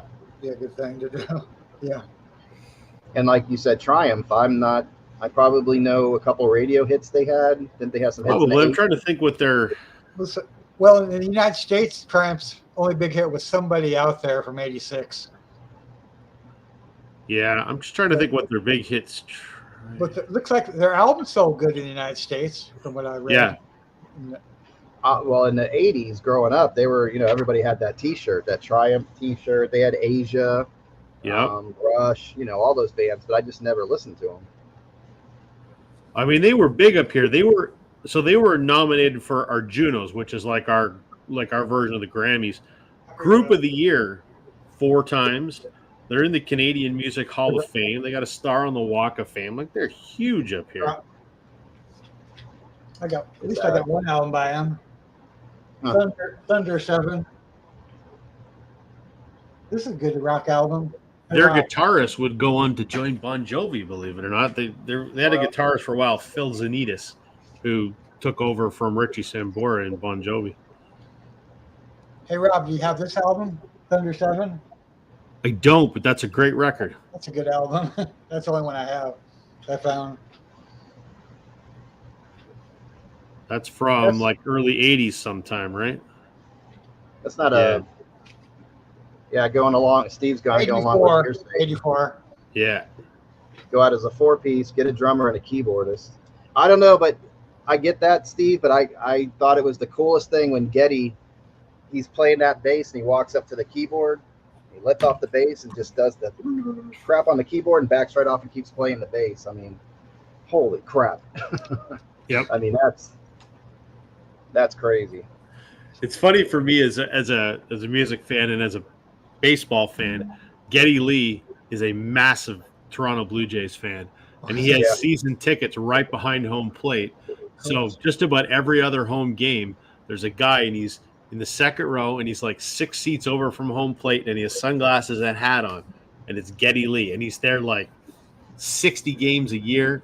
And this can't really tell it's him. You know that it is, and it's funny because nobody bothers him, and he just sits there and he keeps score every single game. And I can't imagine just sitting there and Geddy Lee's like 3 feet away. It would be great. Yeah, sometimes it's hard to separate that that stardom from the person. They're a Right, because they're still a person. Yeah. Well, yeah, true. We would forget about that. It's like when I was younger, I was like, oh, I'd love to meet Billy Joel, or I'd love to meet Clapton, or I'd love to meet these people. And then you get older, you go, what the hell would I say to them? I don't know them. We're not going to be. It's like meeting anybody for the first time, And I'm sure they don't want to hear you just saying, oh, I love this song and I love that song. I don't know. We got a whole Yoko. Oh, I can't, Marcus. I actually think you would like some of the songs where she's not screaming. Non-screaming I wouldn't mind listening where she's not screaming. A handful of those non-screaming songs contain. I would. Yeah, I don't know if I could get past it. Hey, John, I still can't forget what Rob said on someone's live stream. Listen to Bob Dylan's like shit and razor blades. Yeah. Absolutely. Oh, I don't get it. There was a time when I was like teenager or whatever, and I couldn't listen to Neil Young and I couldn't listen to Bob Dylan, people with those imperfect voices, but I think, what was it? I can't remember what album it was, but all of a sudden I'm like, oh, I get it. It might have been Neil Young, has Wrecking Ball. Freedom, the Freedom album that he did, where he has Rockin' in the Free World and all that stuff on it. What I like to find. So I started listening to that, and next thing I know, I'm listening to Harvest. Next thing I know, I'm listening to Bob Dylan, and it's done. Like I could listen to those guys with those imperfect voices, I like Neil Young's 80s output because he kept switching styles, actually. Yeah, he was always trying something different, Yeah, It wasn't always perfect.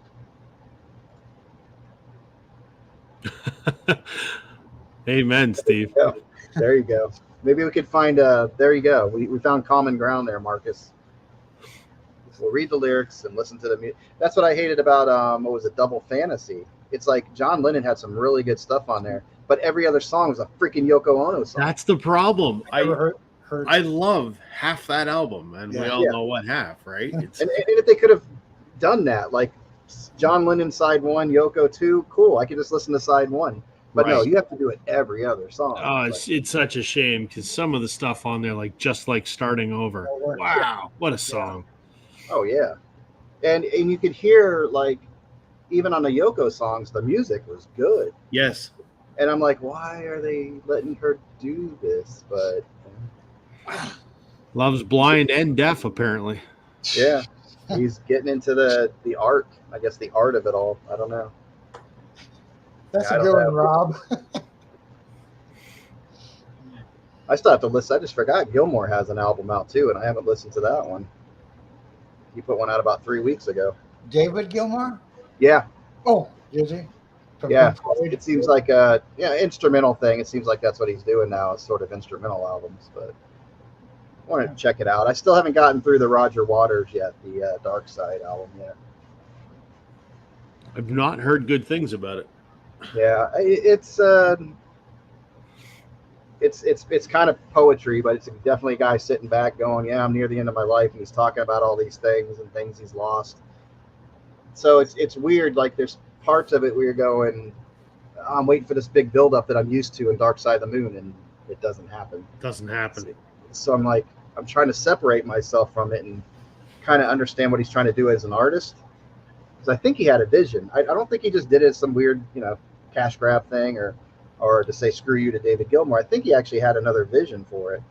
But it's so hard because we know that album so well to separate it. That's where it's hard.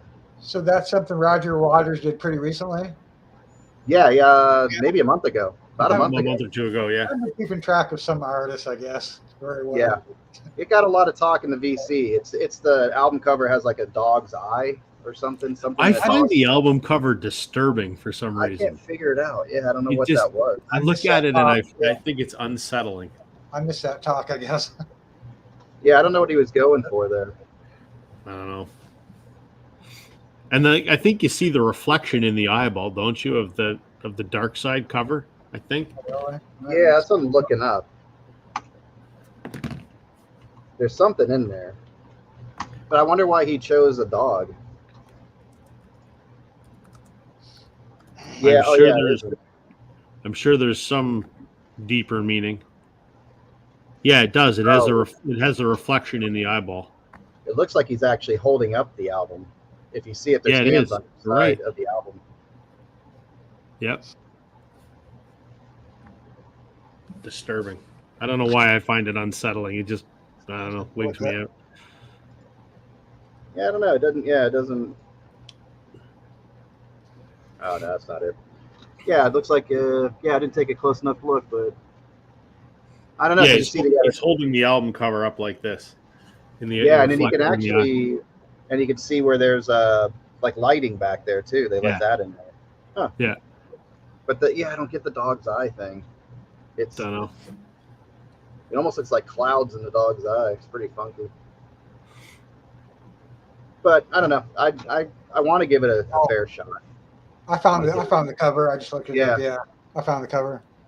I don't want everybody just jumps on these albums sometimes in the vinyl community. It's like, did you give it a fair shot, or did you already? I wonder if it's one of those. I wonder if it's one of those that the original is so highly revered that everyone automatically prejudges that it can't possibly be as good. I don't know that people are going into it. And I'm saying that having not listened to it. I don't know. Yeah. I mean, I think from experience, we're right on a lot of these things. Like there's certain artists, as they get older, Elton John's a good example. He keeps putting this stuff out. It's like, dude, chill, stop, enough. Yeah. So we already know from experience, but I think some of these groups have kind of surprised us lately with the things they're doing. So it gives us a little bit of hope that, maybe there is one more in them, at the end there. Yeah, maybe. But yeah, that's just, I mean, it's like every bit of that album, even the guitar solos, they're not solos. They're parts of the song now. You can't go off into another solo on any of those other songs. You have to stick with what It's like even On the Wall. Yeah. Comfortably Numb. You don't change that solo. No. Oh yeah. Because then it sounds crappy. It's like, what are you doing? Stick to because there's something about that solo that has that punch. Yep. So it's where they're not even the solo anymore. And I kind of thought about that. I guess that's with a lot of songs, right? Unless they have a part in concert where they break it down and go into a jam, you kind of got to stick to that solo that people are used to. Because I've been there in concerts and go, it's just not the same. They changed that. Why did they do that? Right. So that's got to be, that's interesting. Yeah. That's what I like about this VC stuff. You start thinking about things you never really thought about before. It's like one topic leads to the other. Maybe I should do a deep dive into Barbra Streisand. Maybe I should do that. Why? Well, Barbara has a good voice, though, don't you think? Because you don't know what you're going to find out. I don't know. I think this thing opened my eyes to a lot of stuff. Or you could go at the end of the day and go, God, why did I do that to myself? I don't know. I don't think it's going to happen, but it's a thought. I think there's many others you could do a deep dive on first, I think. Well, there's so many I need to, like Deep Purple and you said, Triumph, bands like that. Triumph, yeah. I might do Kiss. I'm not a Kiss fan, but I'm like, maybe I should try it and do it. I don't know. I like Kiss's 70s music better. I just couldn't get past those lyrics. I tried one the other day, and I'm like, what are you singing about? Oh, come on. I get that they were a party band. They were just rock and roll, but, Van Halen was kind of like that. And they had at least they had more clever, I wouldn't say clever, but entertaining lyrics than some of the stuff that were just bad rhymes that Kiss was putting out. That's not a bad idea for a series. There are many bands out there that are highly revered, and I just go, I don't get it. Yeah. So maybe I should get a recommendation, and I'll use Kiss as an example. I think Kiss are a joke. I don't understand it at all. I don't take them seriously. I have zero respect for them, other than the fact that they're a brilliant marketing machine. Musically, I have no respect for them. But then again, I can't write a song. I can barely play guitar, so my opinion means nothing. But if I were to say to somebody, recommend a Kiss album for me, let me listen to it and see if I can understand why it's a thing. Maybe that's a good idea. Another one I don't get, and Yeah. and if Sam was here, he'd club me over the head. I don't get the Monkees. I don't get why they are so revered. They're a manufactured TV band, and I know there's more to it than that. I just don't know what that is. One album I found last summer, Dress to Kill. Just It's to not kill, too yeah. bad. The early '75 album, not too bad. Yeah. Well, yeah, like the Monkees, and I think you had Mike Nesmith, who is actually a musician, Sure. steered them in a different direction. Right. But I don't know that much about Me it. neither. I I don't either. Yeah. So maybe I should do that. Maybe I should be like, all right, let me pick a band I don't get, and let me, I don't have time to deep dive an entire discography, but Yeah. dig into an album or two and see if I can understand what the appeal is. Not a or, bad or idea. like that one major album by that band Right. might Oh, be yeah. helpful, so you can Yeah. kind of understand it. Because there are bands that I only have that one album. Like that's a good one too. Who was it? And I got flack for it. I think it was Prince, because I don't like a lot of his albums. I love Right. Purple Rain. I think Around the World in a Day or whatever that one, Raspberry Beret, that one That's Gerber. has some good stuff, but I don't think he has solid albums except for Purple Rain. I got a lot of flack for that. But that's another good thing too, like bands that have all these albums, but you like the one. Right. They could have 20 albums, you like one. Like Whitesnake, I like the 1986, Perfect. Slide It In's close contender, and after that, I'm like, That, No. well, that 1989 Whitesnake album, Slip of the Tongue, I used to have. It's pretty good. yeah, Slip of the Tongue. Oh no, I got to listen to that one. I'm thinking of Slide It In, but I got rid of a whole bunch of albums I shouldn't have. I'm trying to find them. yeah, it's funny. There's a lot of artists where I have one album. Alanis Oh, yeah. Morissette. I have the first Jagged Little Pill. After that, I'm like, That's not the first. That's the second. is it the second? Teenager, I had a right? first album before that called Atlantis, and it's garbage. Like a pop thing. Teenager, yeah. I've heard. Have you ever heard the bootleg of the first Sheryl Crow album that never got released? The unreleased album? What? Speak to me, John. Yeah. Yeah, it's called the unreleased album, and it's very 80s sounding. And there's a song on there from what was the surf movie with Keanu Reeves and Point Break? Point Yeah. Break. She had a song on that, Thousands of Tears on the Water. Right. That's on her first album, and it's very 80s sound. I like it. It's got a lot of pop sense to it. I got to try and find this album. I got to see how to get to you because I have a bootleg of it. Oh, cool. I had never heard of it. It's called the unreleased album. Yep. And it's very, very 80s. She cut it, went back, and then she put together Tuesday Night Music Club. Huh. Don't know that either. Someone has it on YouTube. I'll just rip it off YouTube. I think it is. Yeah, I think it is out there. They had it at a record store. Back in the day when record stores actually put bootlegs out there, and I grabbed that up. But it very 80s. I didn't even know that existed. Yeah. Very 80s, a lot of reverb and that whole 80s soundtrack sound to it. But I thought there was a couple good songs off there. Well, I know what I'm doing after I'm done on this live stream this evening. There you go. Yeah. Got to find that unreleased album. Yeah. Yeah, surprised. Yeah, she never did anything with it. Never even. I want to say she did one of the songs off that album later, somewhere live or something. Right. That was about it. Yeah. I haven't heard the new single yet. How is it? Any good? Okay, so Is it better than Threads? Let me put it that way. I think so. So here's the dilemma I'm having is it sounds like Sheryl Crow right there, the Sheryl Crow album, second, going into Globe Sessions. It Right. has that feel production-wise to Okay. me, but she's singing about her alarm clock. So, yeah, the song's about being mad at the alarm clock waking her up. That's pretty superficial. So That's the no lyrics, Run Baby Run. no. See, the lyrics are okay. Like it's kind of like that. The lyrics are good up to that part, and then she goes, "My alarm clock." She keeps saying "alarm clock" over and over, and I'm like, "You're losing me here." Yeah. So I don't know.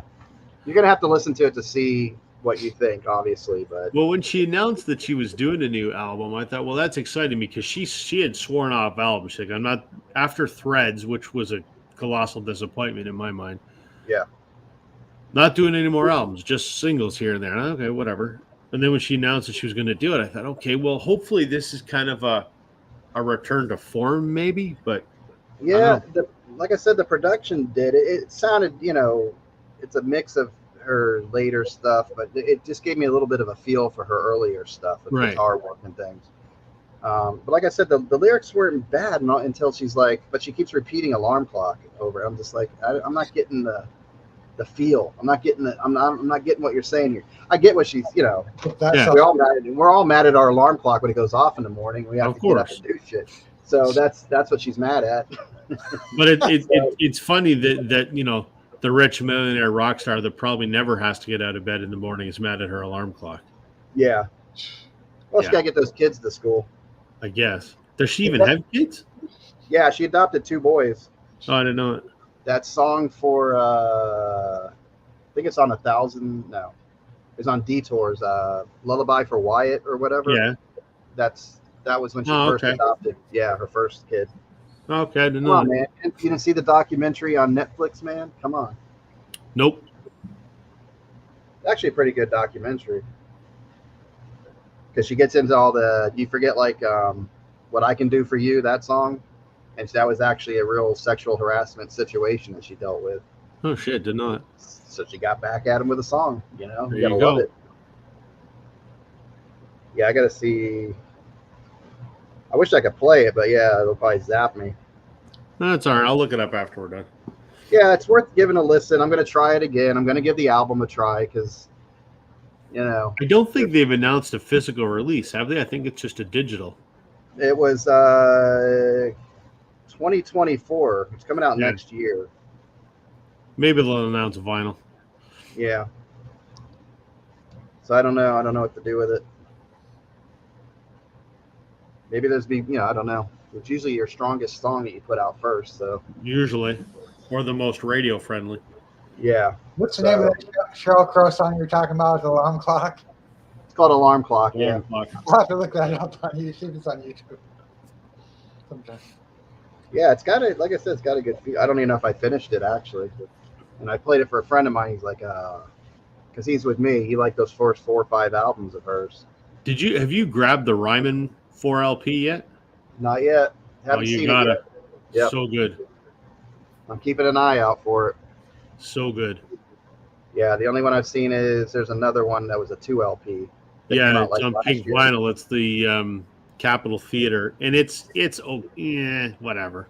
But the Ryman is amazing. Yeah, I've got yeah. both. of them. I'm trying to decide now. So when I get these 2 Sheryl Crow's, the Tuesday Night Music Club in December, if Did I'm you gonna get order rid both of them? Yeah, I got a colored and a black. Yeah, I just did the I color. don't- I don't know why. Yeah, it's like why. Yeah. But I might get rid of that Record Store Day one. I might do that. I'm thinking about it because I'm like, I just wanted a copy of it, Right. and I don't know if these are 1 LP or 2, the ones that we ordered. I don't know. I can't remember I would imagine it would be 2. because it is a 2 LP that I have from Record Store Day. I'm going to look. But that was the big draw for me when it came out. Is like it just wasn't available, so I had to grab it. Right. I don't know if I would have grabbed it if I already had a copy of it. Right. So things that make you think, what am I gonna do? Let's have a look here. Oh, frig. It's actually cooling off out here a little bit. So you like my eBay store, Dave? Look at that. Oh, I There did. you go. You want a teddy bear? Look at that. Well, it's It's cute. gonna go up for sale. You got an eBay store, eh? How about that? Yeah, I got a Holly Hobby. There you go. Yeah, we went to a thrift store was having 75% off the other day. Well, So we walked out with tons of stuff for like $12. And like we've already sold 2 things for like $20. So we're like, let's go. Yeah. It's 2 LP. Oh, it is a 2 LP. Yeah. I guess it makes sense. There's 12 songs on there maybe? 11. Okay. Oh, no. Sorry. Only 1 disc. Oh, okay. See, See, Well, and that's how now I want the record store day one. Son of a bitch. I think that one's come down. I looked at it the other day. I think it's a little bit cheaper than it used to be. It's still like $400 up here. Is it? Oh, yeah. That's a lot. I kicked That might- myself. I never did see it in the wild when it came out, but there were copies on eBay for like $60 back in the day, and I kept saying, "Oh, I'll get it one of these days," and then I never did, and now I kicked myself. Yeah, I kind of when The Wind came out, that Warren Zevon, they released it back in May, and now I do the deep dive, and I'm like, damn, I really want that album. But I hopefully it wasn't an exclusive. I'm hoping to see it again. Yeah, Yeah, that's the thing about Record Store Day. You're like, is this the last time I'm going to see it? But then they pull that crap like we were talking about. We're like, it's an exclusive, but it was because it was purple vinyl. right. So, well, like with Chance, he's all pissed off about the Macho Man Macho Man. thing. Yeah. Because he's like hunting it down, standing in line for it, and now they just put it back out, and he's like, "Oh, you suck." I got it. I'm getting tired of record store day. In fact, I don't do it anymore. I'll go like later in the week and see if I can find the things that I wanted. But it's the day's ruined. I think it's too much of the they foster the FOMO thing, and then I don't know. I just not my thing. I'm not going to line up for 4 hours. Fuck that. No. Yeah, and I'm in a situation where I don't have to, and I can. Yeah. I get to get in there and get all the excitement. There's people that are excited to see it, and you get the.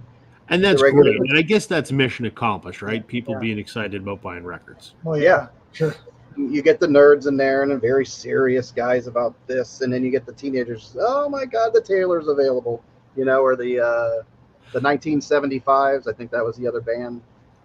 Oh, hey, Rob. Speaking of what was that last April? That record store, Taylor Swift did some kind of pond sessions. The Long Pond Studio Sessions, which that- thanks to John, I have.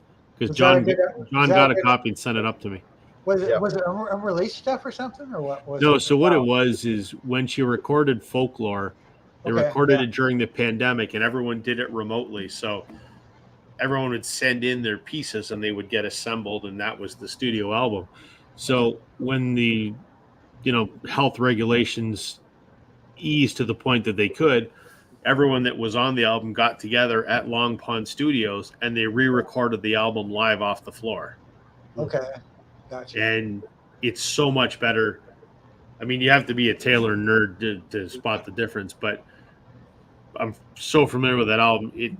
The Long Pond Studio. I don't even listen to the studio version of the album. I listen to the Long Pond Studio Sessions because it sounds so much better.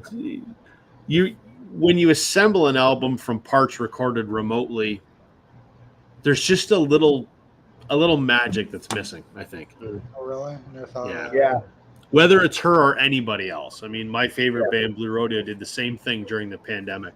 They recorded an album over 3 different studios and pieced it all together. And while it's fine, it's just missing a little something. the energy, Yeah.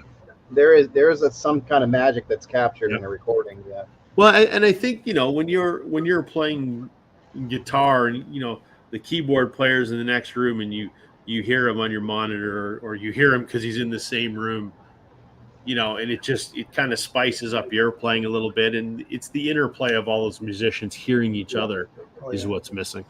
that's why a lot of those 60s, 70s era recordings, like you see Stevie Wonder doing songs in the key of life, and he's in the room with those guys. He's almost bumping shoulders with the Oh, bass really? player.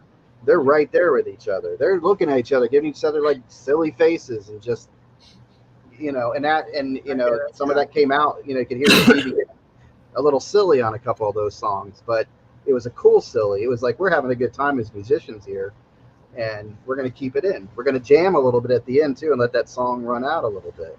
Yeah. So yeah, you missed that. I think Aerosmith was one of the first bands I ever heard do that. Oh, really? And it might have been, what was the one with Tell Me What It Takes to Let You Go? Oh, that's my Oh, favorite Pump, Aerosmith Pump, song. That's Pump. Pump. Okay, I think that was one of the first albums they did that on. And yet, I did not what's know. weird is that's kind of one of my favorite albums by them, because I Yeah. do love that song. I've grown accustomed to Love in an Elevator, but I like that. That was my Aerosmith, right? I know a lot of the purists will be like, "Oh, it's garbage. The original Aerosmith, Toys in the Attic, Well, that's the best."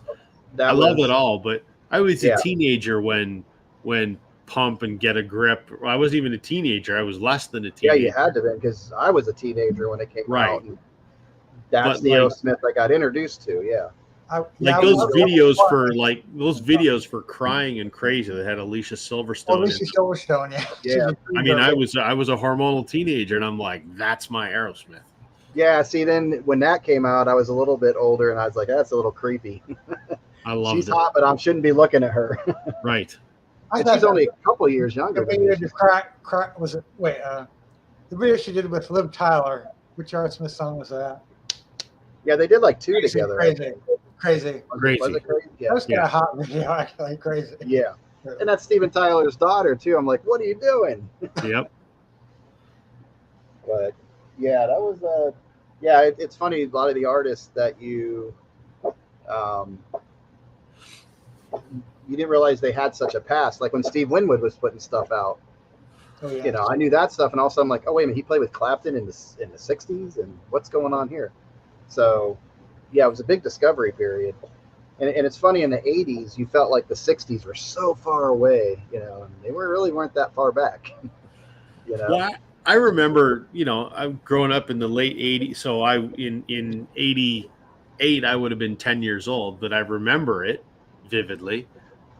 And even in the early '90s, and you know, we'd listen. Our local radio station was an oldies radio station, so it would play stuff from the '50s and '60s. And I would think that, you know, in 1990, when I would hear Beatles songs on the radio, that was a lifetime ago, and I'm like, that was only 25 years ago. And now that I look back at music from 25 years ago, I'm like, hot damn, that was like 1998, 9, whatever. It wasn't that long ago. Oh, yeah. It's funny how age changes your perspective. Well, yeah, and it's you know, I remember going out to get that Nirvana CD and getting that first Pearl Jam CD, the first Alice in Chains, Yeah. and now it's like, oh, their 30th anniversary. I'm like, what? No. Well, and what? that's another thing too, right? Like I remember when the first Nirvana album hit really big, Yeah. and the True. first Oasis album and the first Smashing Pumpkins album, and you know, that is a monumental period in music now. But at the time, it was just like, hey, here's something new. That's kind of cool. We didn't appreciate what it was when we were living in it. But when you look back on it through the lens of age, it's something altogether larger than it was at the time. And it's funny because it's interesting that your perspective of that, but I got this feeling that something new was happening when I forgot, I think it was Nirvana first, you know, and I'm like, what is this? And my friend let me play, because that was at a time you had to be careful. You didn't want to buy a $15, $20 CD and have one good song on it. Right, which was a common problem. Yeah, so I was working in a produce department at a grocery store, so I was playing my CDs back there, discovering this.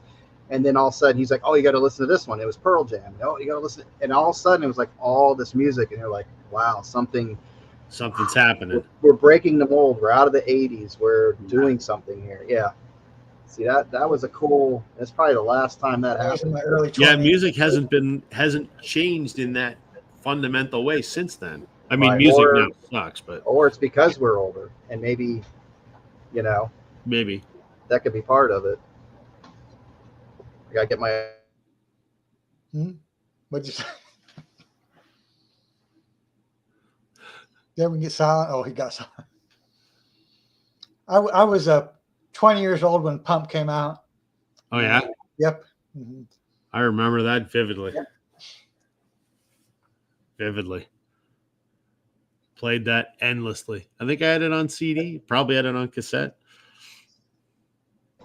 I had the Pump album on vinyl. Then I got rid of a whole bunch of rock albums. I regret I did now. Shit. Yeah, I regret getting rid of all my tapes and everything too. It's just like at one period in time they just became unimportant for some reason. I don't miss tapes. I'm glad they're gone. I don't get why they're making a comeback. You mean cassette tapes? Yep. Don't get it. Cassette tapes sound shitty compared to CDs and vinyl now. Right? Yeah, but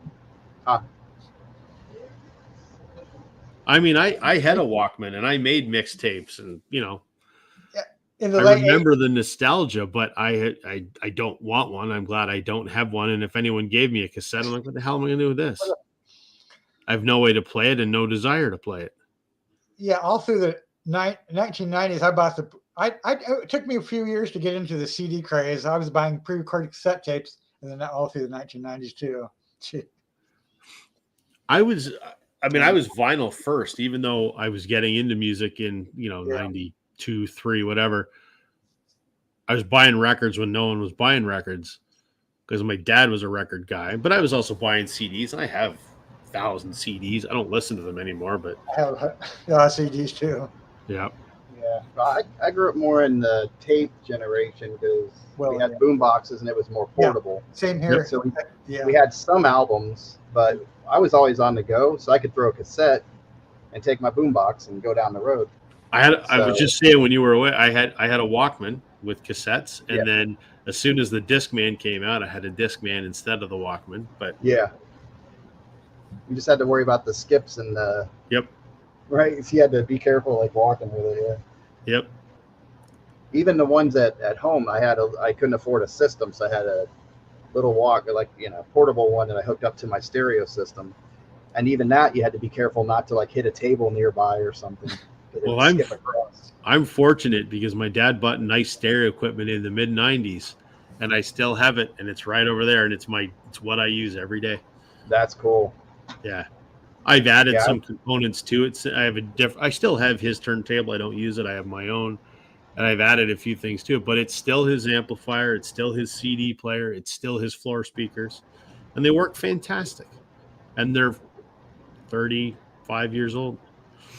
Yeah, and so those things were made like quality. It's like,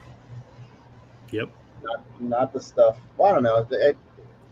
I guess you spend more money, you're going to get something that's better quality, but I don't know. It seems like so many things now fall apart very easily. Yeah. Hey, John, what brand of turntable do you use or have? Mine's the what the hell's the name? See, I don't even pay attention to it. It's it's the one everybody kind of has. It's a $250 to $300 stereo or record player. Audio Technica? Fluon? Audio Technica, yeah. Audio Technica? Yeah, it's Audio Technica. Yeah. LP 120? The 120, yeah. Yeah. And then I upgraded the needle, and that was about it. I'm using. I bought a new Audio Technica, just automatic turntable, but I found I have two used Sony turntables as backups too. I found. I've got a really nice Sony PS11. It's a direct drive turntable from probably the early to mid 80s. It's got a nice heavy aluminum platter on it. It's direct drive, which I prefer. Yeah. And I bought it off of a buddy of mine 20 years ago for $20. There you go. And I absolutely love it. It's fantastic. Why is it? The motor still plays. I got the sound. I have a Sony amplifier. I have two little Sony speakers. I'm running my Audio Technica, and it sounds fine. I'm good. I'm not an audiophile. It sounds good. It fills my room, and it sounds nice, and that's all I care about. It's perfect for what I have, and I stop. When you first get into the VC and the vinyl thing, you're on this search, and one day you stop and go, "What the hell am I looking for?" Right. It's like, why do I need an upgrade? I'm good. The only component I added to my stereo, and I'm so thankful that I did, I have something called the Network Media Streamer. So it sits on my top of my amplifier, and it's the same size as my CD player. It's the same size as my amplifier. And what it does, I get a hard drive in the next room, which has all my movies, all my music, and everything on it. Yeah. And it's a redundant drive. So there's two of them. If one fails, it's backed up on another one. But there's a network jack that's plugged into the back of this media streamer, and I can play my entire digital library through my stereo, so I don't have to use my computer for it, and it sounds fantastic. Nice. Best piece of equipment that I bought. I love it. Yeah. And then, you get to that point where you're like, I'm good. I'm good. Yeah. And that's what I'm trying to get. I don't need to spend insane amount of money on equipment. I'd rather spend insane amount of money on more music to listen to the equipment that I'm already happy with. Right. No, absolutely. Yeah. Well, I think I'm going to round it up. I'm going to go Problem. in and get some sleep. But thanks for coming up. I appreciate it. No problem, man. Yeah. I'm up against the Jazz bum, so I didn't expect much. And I don't know if is Patrick up too. I think Patrick's already on. Yeah. Yeah. He's pretty. So I might go and mess with him a little bit in the comments section. Yeah. But yeah, that's cool. So what do you got come up for video wise, Rob? I'm working on a video. I'll probably edit in a few minutes actually on some how I do some of my vinyl organization and a few products that I use that I think aid in my vinyl organization. And it's not, I mean, it's not sponsored. I paid for all these products, but they're things that I kind of like to store my record collection. So that's going to be next. And then I'm going to do a video about how I'm changing my record buying habits because the price of new vinyl is just, it's out of control. Yeah, I look forward to both of those. Yeah, definitely. That I always like to see what people do and how they organize, especially organization. I don't know why I'm a nerd about that. I want to know how people organize their stuff. Yeah. So I don't necessarily talk about how I have it sorted, but I talk about my Kallax shelves, and I've done something with my Kallax shelves that I bet no one else has done. Okay. Yeah. See, that's the stuff. Right. And then I've got some really great record dividers that I love. And then there's another. You'll see when the video comes out on Sunday. But yeah, I look forward to that one, definitely. Yeah, I just thought, it's not that it's the right way. It's how I do it, and I love how my records look. And there's one of the products is something that it solved the problem that I didn't realize was a problem. Oh, there you go. See, see that now I'm ready for that. Yeah. Yeah. And Dave, I know what you're doing. Whatever comes to your head, you're gonna make a video. Yeah. When you get some VCLT and you make the video. Yeah, I'm with you. I'm not very good at an idea. I'm not like Nazi and can't talk about it. I'm just not that person. Yeah, whatever. Well, it's like Robbie. He was seeking inspiration, 3-4 months ago, and he's got all these ideas now. Yeah. It's just whatever. You got to get away from that fear of, I got to get that video out on Monday. You get away from that. And then you get better quality videos by going, hey, this is something I have something to say about, So cool. Well, I'm gonna go do that. I'll probably go mess with Patrick. Yeah. Thanks for having us, John. Yeah, thanks for coming up, guys. I appreciate it. Good seeing you, Dave. See you too. Right. See you too, Rob and John. Take care. Have a good night, guys. See ya.